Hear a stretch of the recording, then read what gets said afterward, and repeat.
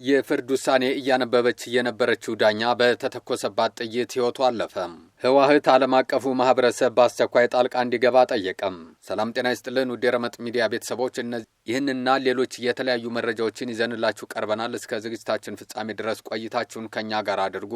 ወደ መረጃው እናልፋለን። የአሜሪካ የህዝብ ተወካዮች ምክር ቤት ፕሬዝዳንት ዶናልድ ትራምፕ በኢራን ላይ ተጨማሪ ጥቃት እንዳይፈጽሙ የሚያደርግ ውሳኔ አስተላለፈም። ውሳኔውን ያሳለፉት 215 ለ208 በሆነ ድምጽ ሲሆን 4 ሪፐብሊካኖች ባለፈው የካቲት ወር ላይ የጀመረውን ጦርነት በመቃወም ዲሞክራቶችን ተቀላቅለዋል ተብሏል።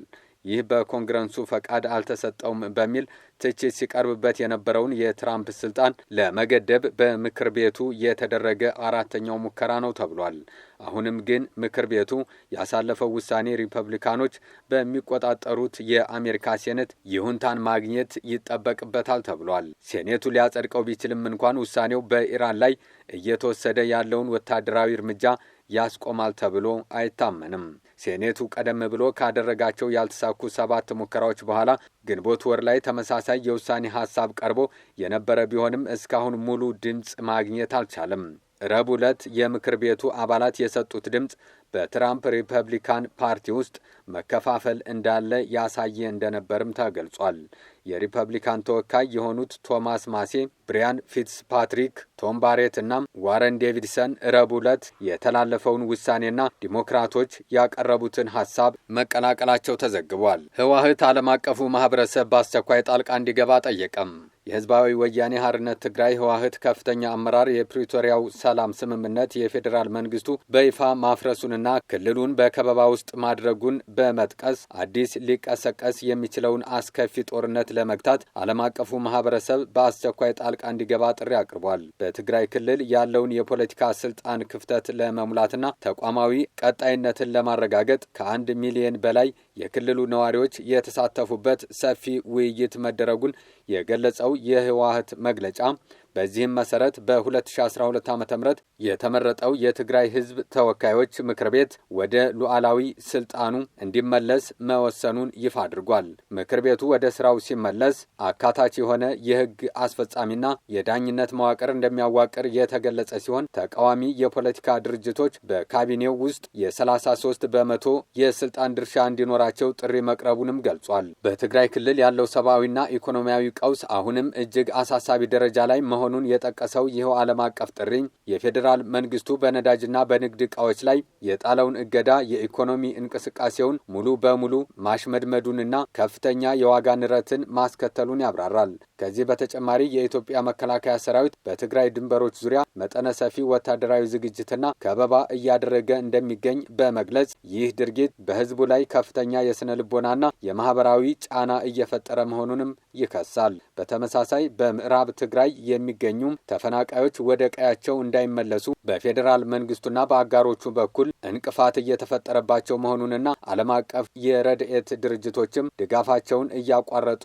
መምጣታቸውን ሰነዱ ያስረዳል። የቀጠናው የፖለቲካ አቅጣጫ ወደ ግትርነት፣ ወታደራዊ ኃይል አማራጭነትና አንድ ወገንተኝነት እያዘመመ በመሆኑ አዲስ ጦርነት የመቀስቀስ ስጋቱ ከአሁን በኋላ ግምታዊ ሳይሆን በተጨባጭ ደጃፍ ላይ የደረሰ መሆኑን ሰነዱ ያስጠነቅቃል። ይህ ጦርነት ከተቀሰቀሰ በኢትዮጵያ ድንበር ብቻ ሳይሆን መላውን የአፍሪካ ቀንድ ቀጠና ክፉኛ ሊያናጋ እንደሚችል በማመልከት የጋራ ሰላም ለማውረድ አሁንም ቢሆን የትግራይ መስተዳደርና ህወሓት ለውይይት ዝግጁ መሆናቸውን በመግለጽ የዓለም አቀፉ ማህበረሰብ ሁለቱንም ወገኖች ወደ ድርድር ጠረጴዛ ለማምጣት ዲፕሎማሲያዊ ተጽዕኖውን እንዲጠቀም ጥሪ አቅርቧል። ግንቦት 27 ቀን 2018 ዓ.ም በሆለታ ወልመራ ወረዳ የመጀመሪያ ደረጃ ፍርድ ቤት የተፈጠረው ክስተት መላውን የኢትዮጵያን ህዝብ ድንጋጤ ውስጥ ከቷል ነው የተባለው። ፍትህን ፍለጋ በተሰበሰቡበት የፍርድ ቤት አዳራሽ በሰው ህይወት ላይ የተፈጸመው ግድያ የፍትህ ስርዓታችንን ደህንነት ጥያቄ ውስጥ የከተተ ሆኗል ይላል መረጃው።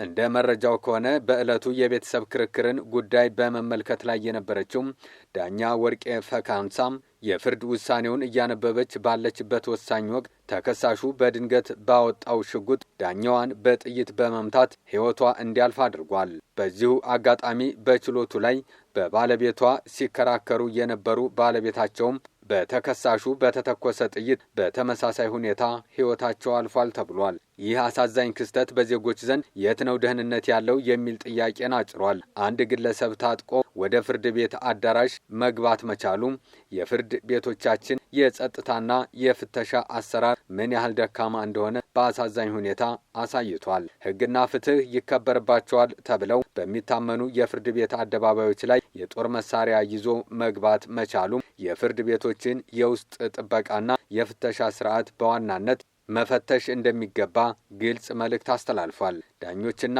የሕግ ባለሙያዎች በስራ ገበታቸው ላይ ሕይወታቸውን አሳልፈው መስጠት ካለባቸው የፍትህ ተቋማቱ ለሰራተኞቻቸውና ለባለጉዳዮች ምን ያህል አስተማማኝ ጥበቃ እየሰጡ ነው የሚለው ጥያቄ የዕለቱ አሳሳቢ ጉዳይ ነው።